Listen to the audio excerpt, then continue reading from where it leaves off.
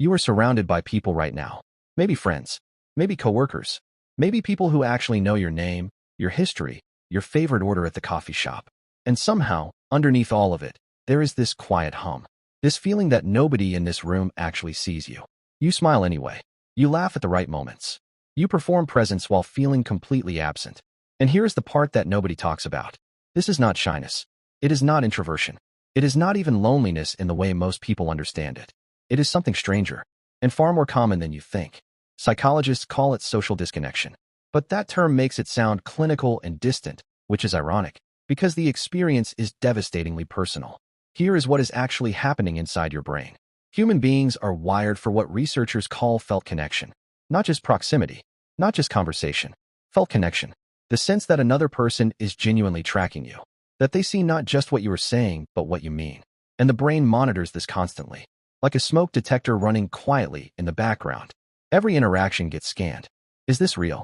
Does this person actually get it? Am I actually here right now? When the signal comes back weak, the brain does not file it under mild disappointment. It files it under threat. Neuroscientists at UCLA found that social pain activates the same regions of the brain as physical pain. Being unseen at a party and getting burned by a stove are, to your nervous system, variations of the same problem. So your body starts doing what bodies do under threat. It pulls inward. It gets quieter. It watches more than it participates. And the cruel irony is that this makes you look distant to the very people you are hoping will reach you. You become harder to read. They stop trying. You feel more invisible. The gap widens. This is the loop. And most people have no idea they are in it. Now here is where it gets more uncomfortable. We used to assume loneliness was about being alone. Isolated people in small towns. Elderly people with nobody to call. But research over the last 2 decades has quietly demolished that idea. Some of the highest rates of reported loneliness are found in dense urban areas. In people with hundreds of social media connections. In people who are, by every external measure, surrounded. The problem is not the number of people around you. The problem is the quality of attunement. Whether anyone around you is actually tuned to your frequency. And modern life is extraordinarily good at simulating connection while delivering almost none of it.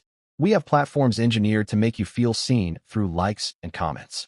We have social scripts that fill every silence before it can become anything real. We have schedules so packed that depth becomes a luxury nobody budgets for. So we end up with people who are technically never alone and yet chronically unseen. Which raises a question that is worth sitting with. If loneliness is not really about physical isolation, if it is about felt disconnection, about the gap between who you are and what people around you are actually responding to, then the solution is not more people. It is more accuracy. More moments where someone responds to the real thing and not the performance. But here is what nobody tells you. That requires you to show the real thing first. And after years of performing presence in rooms where you felt invisible, that has become the hardest move of all. So maybe the question is not why you feel alone in a crowd. Maybe the question is what you are still waiting for before you let anyone actually find you.